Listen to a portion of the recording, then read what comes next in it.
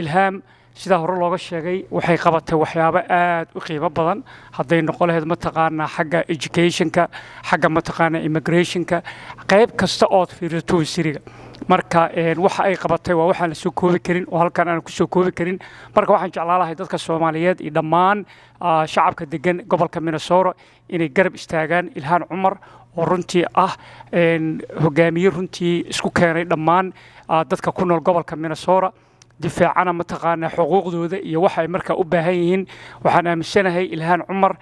mar labaad ay ku soo baxdo inay runtii u horseedi doonto gobolka Minnesota waxyaabo badan oo aad kaga dhiman xagga horumarka inay ka qayb qaadan doonto inay miday doonto dhammaan wadanka gobolka Minnesota State marka waxaan jeclahay ku soo koobaya fadlan haddaad tahay qof Soomaaliya ee degan degmada shanaad fadlan soo bax ka qayb qaado waa halgan adag وهلكن كويالا وحاوي دفاعيدو ودفاعاga guusheeduna waa guusheena marka waxaan jeclaan lahay inaan ka qayb qaadano dhammaan taageerida Ilhaan Cumar waan idin salaam